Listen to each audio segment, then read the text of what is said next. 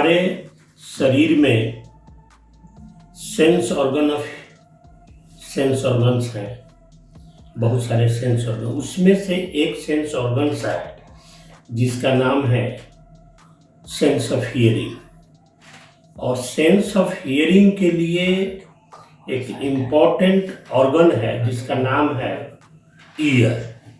Year को हम हिंदी में कान बोलते हैं।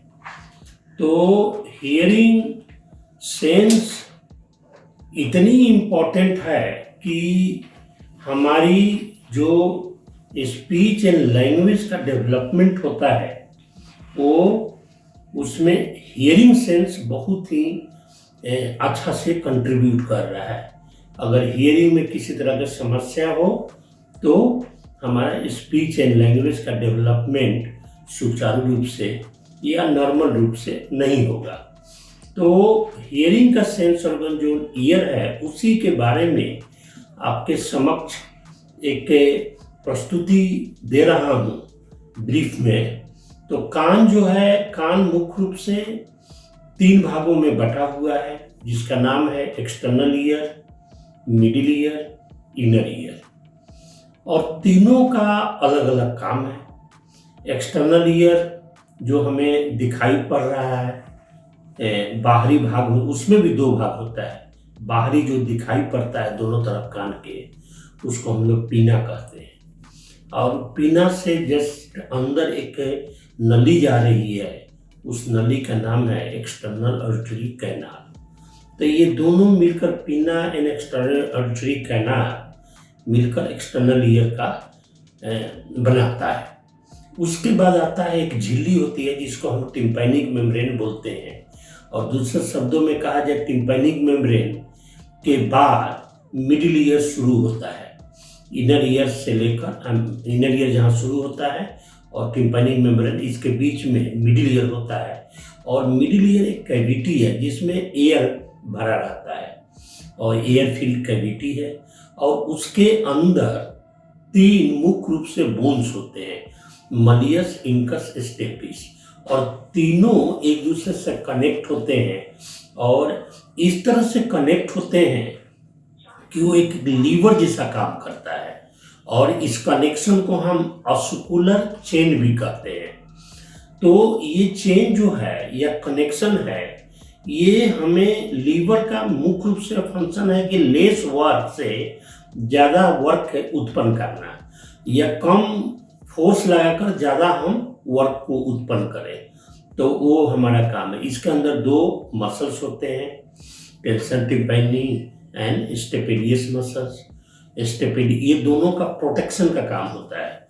टेंसर टिम्पैनी टिम्पैनिक मेम्ब्रेन से अम्बो से जुड़ा रहता है और उसको वो थोड़ा प्रेशर देकर वो कंट्रोल में रखता है उसके मूवमेंट को।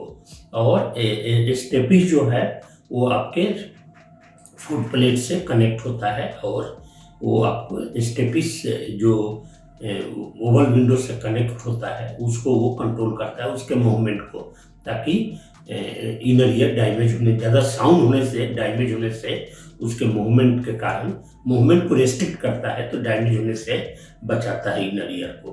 तो उसके बाद 6 वाल्स होते हैं, सामने वाला, पीछे वाला, ऊपर, नीचे, लेफ्ट, राइट। और उसके बाद एक ट्यूब होती है जो नाक से मिडिल ईयर में कनेक्ट होता है, उसको बोलते हैं स्टेचियन ट्यूब। इसका मुख्य रूप से जो काम होता है वेंटिलेशन का, जो नेजल कैविटी के द्वारा वो air, fresh air middle ear में जाता है। और सब समय नहीं, जब जमाई लेते हैं या ढकार होता है, यानिंग करते हैं, तब ये खुलता है ट्यूब, अदरवाइज बंद रहता है। तो वो जरूरी है फ्रेश एयर के लिए। उसके बाद हमारा शुरू होता है inner ear. Inner ear main sense organ of hearing है। यहीं पर आपको कोक्लिया, इसको हम इनर ईयर कहिए या कोक्लिया भी बोलिए। और कोक्लिया हुआ और उसके बगल में इनर ईयर में ही दूसरा भाग है वेस्टिबुलर सिस्टम।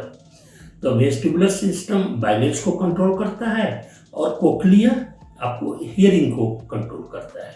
और ये मैं कहना चाहता हूँ कि कोक्लिया एक इम्पॉर्टेंट है। कोक्लिया से फिर ये हमारा एर्थ नर्व जो सुनने वाली नर्व है, इसको हम ऑडिटरी नर्व, ऑडिटरी या ऑडिटरी वेस्टिबुलर नर्व कहते हैं, वो जाता है ब्रेन स्टेम होते हुए हमारे कॉर्टेक्स में, ऑडिटरी कॉर्टेक्स में इंफॉर्मेशन जाता है। तो ये इनर ईयर जो है कोक्लिया, वो उसमें 3 भाग फिर होता है। उसमें हमारा 3 कैविटी होती है उसमें भी।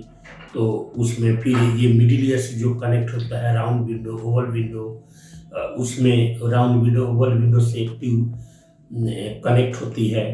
तो इस तरह से वो उसमें भी हमारा ब्रीफ में यही कहूँगा कि वहाँ पर केमिकल रिएक्शन होता है कोक्लिया में। केमिकल रिएक्शन से इलेक्ट्रिसिटी उत्पन्न होती है और वो इलेक्ट्रिसिटी नर्व के द्वारा ऊपर आपके सेंट्रोटरी सिस्टम में ब्रेन स्टेम और उसके बाद कॉर्टेक्स में जाती है। तो हम थोड़ा बाहर से बोलें कि जो एक्सटर्नल ईयर है, ये क्या काम है कि बाहरी ध्वनि को कलेक्ट करना और एक कैनाल के अंदर, एक्सटर्नल कैनाल के अंदर भेजना ध्वनि को। और ध्वनि बाहरी जो भी है, 2 कान इसलिए बना है कि दिशा की जानकारी हो, किस दिशा से साउंड आ रहा है, लोकलाइजेशन ऑफ द साउंड, किस दिशा से साउंड आ रहा है, वो हमारे 2 भगवान ने 2 कान बनाए हैं, उसका उसमें रोल है। तो ये direction of the sound, localization आप कह सकते हैं ऑफ द साउंड, और कलेक्शन ऑफ साउंड, ये मुख्य रूप से काम है। किसी भी दिशा से साउंड आती है तो एक्सटर्नल ईयर कलेक्ट करता है। पुनः ये मिडिल ईयर में जाता है। चूंकि एनर्जी एक माध्यम से दूसरे माध्यम में जा रही है तो कुछ एनर्जी का ह्रास होता है, लॉस होता है, वो कंपनसेशन होता है मिडिल ईयर में। करीब 40 dB ध्वनि बढ़ जाती है और उसके बाद ये एनर्जी फिर ये इनर ईयर में जाती है, जहाँ पर ये मैकेनिकल होता है मिडिल ईयर में। ये मैकेनिकल फिर इनर ईयर में जाकर फिर केमिकल रिएक्शन होता है, इलेक्ट्रिसिटी उत्पन्न होती है, वो इलेक्ट्रिकल इम्पल्स कहते हैं, और ट्रेन नर्व के द्वारा ब्रेन स्टेम होते हुए हमारे कॉर्टेक्स में जाता है। और वहाँ पर हम ध्वनि का मीनिंग समझते हैं कि ये कोक्लिया में नहीं होता है, ये मीनिंग ऑफ द साउंड जो होता है वो हमारे ब्रेन में, कॉर्टेक्स में होता है। तो ये पूरा ब्रीफ में एक स्ट्रक्चर बताया कि क्या ईयर कैसे काम करता है और कौन कौन से मुख्य अंग होते हैं। उसके बाद हम लोग एक एक अंग का डिटेल में हम लोग चर्चा करेंगे। तो आज मैं ईयर के बारे में बताया कि ईयर मुख्य रूप से 3 भाग होते हैं, external ear, middle inner ear, और तीनों का क्या काम है। तो इनर ईयर कोक्लिया में एक्चुअली ये साउंड में, साउंड किस तरह का साउंड है इसका एनालिसिस होता है। बेसिलर मेम्ब्रेन होते हैं, बेसिलर मेम्ब्रेन में एपेक्स बेस होता है, उस पर अलग अलग जगहों के इसके बीच में हाई फ्रीक्वेंसी, लो फ्रीक्वेंसी, ध्वनि को recognition, intensity of the sound इसमें कितनी है, इसकी भी बेस वहीं प्राप्त होता है इनर ईयर में। तो इनर ईयर एक्चुअली इम्पोर्टेंट है, sense organ of hearing inner ear है, और मिडिल ईयर और external ear is supporting, inner ear को सपोर्ट करता है ध्वनि को पहुंचाने में। तो आगे हम लोग आपको विशेष बताएंगे अगला वीडियो में। धन्यवाद।